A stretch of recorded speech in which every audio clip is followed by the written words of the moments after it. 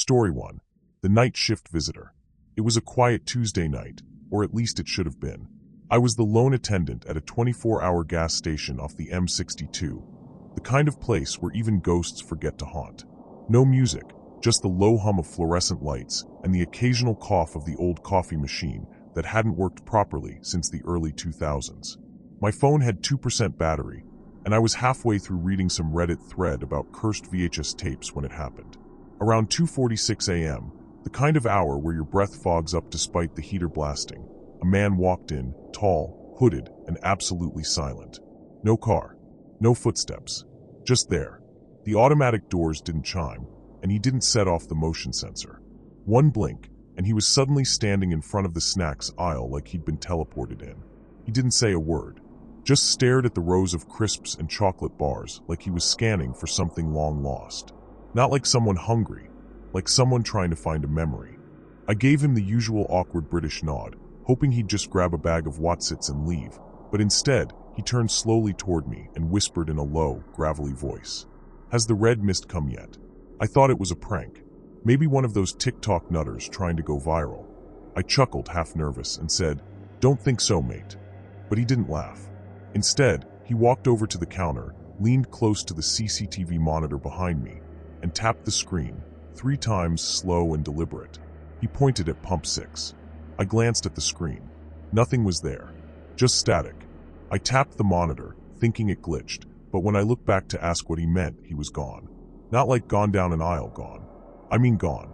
No bell rang. No doors opened. No car. Nothing. He just vanished. Like someone hit delete on reality.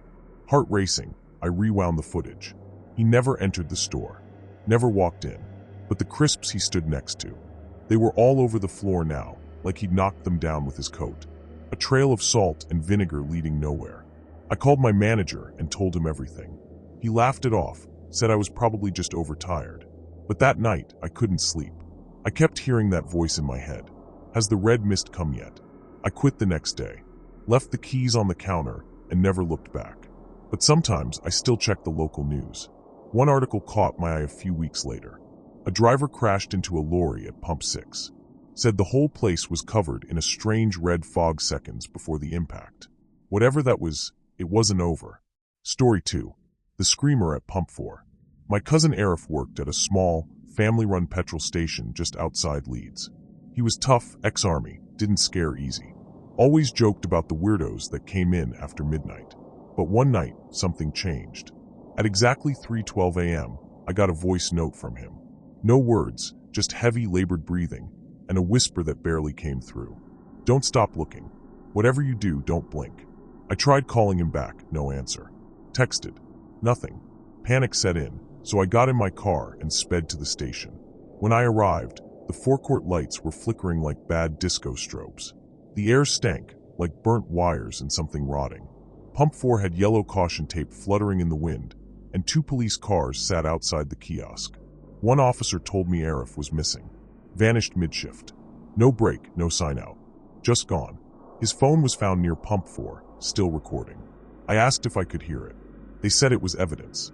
So later that week, I pulled some strings and got a copy from a tech mate of mine. The recording chilled me. First silence, then static, then breathing, then a voice, low, distorted, like a broken radio underwater. It said, "We told him not to blink." I managed to get a copy of the CCTV footage too. It was fine at first. Arif is seen cleaning the kiosk window, sipping tea. Then at 3:11 a.m., something moves underneath pump 4. Slowly, like something crawling up from beneath the concrete. A dark shape, long jointless limbs, body like smoke slithered out. Not walking, crawling, like a spider with no bones. It headed toward the kiosk. Just before reaching the glass, the footage went black. Gone. Arif was never seen again. The police report claimed he fled, but I know better. You see, every 3:12 a.m., the pump display flashes strange characters, like static trying to write something. And last week, it flashed his name. Story 3. The Girl with the Dripping Eyes. There's a petrol station out near Southend-on-Sea that even the boldest truckers won't stop at after dark. Locals call it cursed, especially pump 3. That pump's had more complaints and failures than any other. But the real horror isn't mechanical. It's her. One evening, a delivery lad named Jamie came in around 9 p.m. Said he saw a little girl crying behind the bins near the air pump. She had long, soaked hair covering her face and wore a white dress, muddy and torn. Jamie, being a good guy, walked over, asked if she was all right. Said her hands were shaking like she was cold. She didn't answer, just kept crying. Then she looked up. Her eyes were dripping, not tears, but something thick and black. Like ink. It stained her cheeks. And her smile, God, her smile stretched ear to ear like a carved jack-o'-lantern. She whispered, "I waited for you." Jamie bolted, ran inside, slammed the door, told his manager. They checked the CCTV. Nothing was there. Just Jamie talking to empty space. But when they zoomed in on the bin area, one single frame, just one, showed her. Pale skin, black eyes, a smile that shouldn't exist. And she was staring straight into the camera. Now that station closes before sunset. No one risks working nights anymore. But every few weeks, someone reports seeing her, always behind the bins, always dripping, always smiling, and always waiting. Story 4. The Ghost at Pump 2. It was 4:23 a.m., and I was closing up a 24-hour gas station off the M25. It had been a long shift, and I was looking forward to getting some sleep.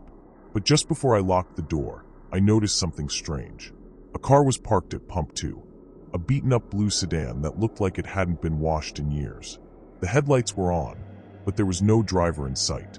I went outside, thinking maybe the driver had just popped inside for a snack, but the car was empty.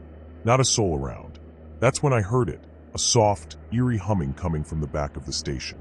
I turned around, expecting to see a cat or maybe a raccoon rummaging through the trash. But instead, I saw a figure standing by the back fence. A tall man, dressed in a long coat. His face was shadowed, but there was something wrong about him. He didn't move, just stood there, staring into the distance. I called out to him, but he didn't respond. I thought he might be a homeless person trying to stay warm, so I slowly approached, keeping my distance. As I got closer, I realized something was horribly off. The man wasn't breathing. His chest didn't move at all. At that moment, the car at Pump 2 started up by itself, its engine roaring to life. The figure by the fence turned to face me, and his eyes glowed faintly red, like embers in a dying fire. I backed away, my heart pounding in my chest. The man didn't follow. Instead, he slowly faded into the shadows, and the car at Pump 2 drove off on its own, the engine sputtering as it disappeared into the night. I never worked another shift at that station. It wasn't the eerie figure that scared me. It was the realization that for a few moments, I had been staring at a ghost. And that car, it never reappeared. Story 5. The Silent Driver at Pump 7. A few months ago, I worked a night shift at a small gas station near the outskirts of Birmingham. It was a quiet night, not a soul in sight, until just after 3 a.m. A black Range Rover pulled up to Pump 7. The engine cut off, but there was no movement inside the vehicle. At first, I thought maybe the driver was just taking a nap, but when I glanced at the car again, I noticed something strange. No lights were on. It was pitch black inside the car, despite the headlights being on. I decided to approach and tap on the window to check if the driver was okay. But as I got closer, the door opened, without anyone getting out. Confused, I took a step back, expecting to see a prankster, but there was no one around. The seat was empty. The car was completely still. I stood frozen for a moment, and then, from the corner of my eye, I saw something strange. A figure in a dark suit, walking slowly toward the pump, was moving, but not by walking. The figure's legs didn't bend, and it glided smoothly across the forecourt. It was like it was being pulled by invisible strings. The figure reached Pump 7, and then, without warning, it vanished. Not into thin air, but into the concrete, like it had sunk through the ground. The pump shut off, the engine of the Range Rover revved up on its own, and the vehicle sped off into the darkness. I never found out who the driver was, and I still haven't figured out what happened that night. But I'll never forget the sound of those tires screeching off into the night. I'm certain I'll never see that car again. Story 6. The Man in the Reflection. This happened on a cold winter night in February at a gas station, just off the A1. It was just me and the security guard working the night shift, and we were both bored out of our minds. The forecourt was dead, and the place was eerily quiet. The kind of quiet where you feel like something is wrong. Around 2 a.m., I was cleaning the pumps when I noticed a man standing at the counter. He had a long coat, a scarf, and a fedora that shadowed his face. He was just standing there, staring at the racks of snacks. The thing that struck me as odd was that the door didn't open when he entered. I thought it was strange, but I shrugged it off and went back to cleaning. But then, I saw his reflection in the window beside the door. He was still standing there, but his reflection wasn't moving. His face stayed blank, frozen in time, while the rest of him was perfectly still. I shook it off as a trick of the light, but when I looked back, I realized his reflection was starting to shift. His face, once hidden under the fedora, was slowly changing, distorting, like it was made of clay. The man in the store didn't notice. He just kept looking at the snacks. That's when I heard a loud bang from the back of the station, and the door to the storage room slammed open. I ran to the back, thinking someone had broken in, but no one was there. When I turned around, the man was gone, and the reflection in the window was still staring at me. I checked the CCTV, but there was no record of him entering or leaving the store. His reflection was still there, like some kind of haunting imprint, a reminder that not everything we see in the world is what it seems. Story 7. The Phantom Fueling at Pump 8. It was another slow night at the station, nothing unusual for the 2 a.m. shift. I was keeping myself occupied with some paperwork when I noticed a car pull into the station. A black SUV, well-maintained, but the driver's side was empty. The SUV rolled into Pump 8 without a sound, and the engine cut off before I had a chance to glance up. Now, I've worked enough night shifts to know that sometimes people just leave their car idling to go inside, but this was different. The car didn't move. I stood up, feeling that strange unease creeping in, and decided to check if the car was abandoned. As I approached, I could hear the faint click of the fuel nozzle being pulled from its holster. The pump screen showed a fuel transaction was beginning, and I watched as the nozzle hovered over the tank, like an invisible hand was fueling the car. But there was no one around. I walked over to the pump, and as I got closer, the car's door opened on its own. I froze, my heart pounding. The door swung back like someone was about to get in, but no one was there. Suddenly, the screen on the pump flickered and displayed a single word: run. I didn't need any more signs. I ran back to the kiosk, my breath shallow, heart racing. But when I turned to look again, the SUV was gone. No sound, no engine, nothing. It had vanished, leaving only a faint smell of gasoline and something acrid in the air. I tried to check the CCTV footage, but there was nothing there. No car, no person, just an empty pump. I was left shaken, unsure if I'd seen something real or if it had all been in my head. But every time I pass by Pump 8, I can't shake the feeling that something, or someone, is still fueling that car in the dead of night. Story 8. The Watcher in the Car Park. It was just past midnight when I started my shift at a service station on the outskirts of Manchester. The place was always quiet after 10 p.m., but tonight there was something off about the atmosphere. The car park felt like it was watching me. Empty, but not quite empty, if you get what I mean.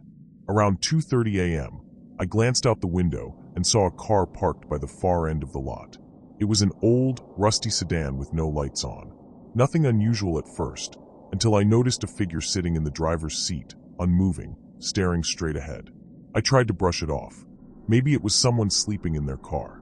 But something about the way the figure sat was wrong. It was too still, like they were waiting for something. I walked out to check, but when I got closer, the figure didn't move. I knocked on the window, but there was no response. I tapped harder, leaning in to get a better look at the driver's face. That's when I saw it. The face was pale, unnaturally so. The eyes were wide, unblinking, and glassy. No emotion. Nothing. Just staring into nothingness. I stepped back, heart hammering. The figure's lips curled into a slow, twisted smile, but it didn't move. It was like it was trying to communicate something without ever speaking. I ran back into the station, my legs shaking. When I turned around to check, the car was gone. No tire tracks. No sound. Nothing. Just an empty parking lot. I've never seen that car again, but every now and then, when I'm alone at night, I feel like someone's still watching me from the shadows, waiting to smile. Story 9. The Woman at Pump 3. I'll never forget the night I met the woman at Pump 3. I was working at a 24-hour station just north of Sheffield. The night was freezing, the wind howling outside, and the place was practically deserted. I had my eyes on the security camera when the door chimed, and a woman entered. She was tall, dressed in a heavy coat, with her face hidden by a scarf and large sunglasses. It wasn't even close to summer, so I thought it was a little odd, but hey, people are quirky, right? She didn't go to the counter. Instead, she walked straight to pump 3 and started fueling her car, an old, white Mercedes. She didn't say a word to me, just stood there, quietly filling her tank. It felt uncomfortable, but I brushed it off. A few minutes passed, and I started noticing something strange. The way she moved was unnatural, too rigid, almost robotic. And the more I watched her, the more I felt like she wasn't really there. I walked outside to check on her. When I approached, the woman stopped pumping the gas and turned to face me. Her eyes were completely black. No whites, no iris, just empty, endless blackness. I froze, unable to speak, and she whispered something that sent chills down my spine. "You're not supposed to be here." Then, as if on cue, the woman disappeared. Not walked away, vanished. 1 second, she was standing there, and the next, the air felt thick with a cold presence, like she had never been there at all. I checked the CCTV footage, but there was nothing. Not even a shadow. No sign of the car or the woman. I never worked another night shift after that. I don't know if I imagined it, but I still hear her voice in my dreams sometimes. Story 10. The silent car at pump 5. This story was shared with me by a fellow attendant who worked at a gas station on the outskirts of town. He said it was a normal night, and he was cleaning up the pumps around 1 a.m. when he noticed a car pull up to pump 5. It was an old, silver sedan with tinted windows. Nothing out of the ordinary. But the weird part was that the car didn't make a sound. No engine running. No door opening. Just pure silence. He walked over, curious, and as he got closer, the pump clicked on by itself, as if the car was fueling itself. There was no driver. No one inside. Just the car, silently filling its tank. Confused and a little uneasy, he approached the car and knocked on the window. No response. No movement. Just an eerie stillness. He backed away, checking the other pumps to make sure no one else was around, and when he looked back, the car was gone. But it wasn't just gone. It had vanished. No trace. No tire tracks. Nothing. It was like it never existed. The next day, he checked the security footage, and the footage was the same as he remembered the car pulling in, the pump activating, and then nothing. He quit soon after. The idea of a car that filled up with no one driving it kept him up at night, and he swore he'd never step foot in that station again.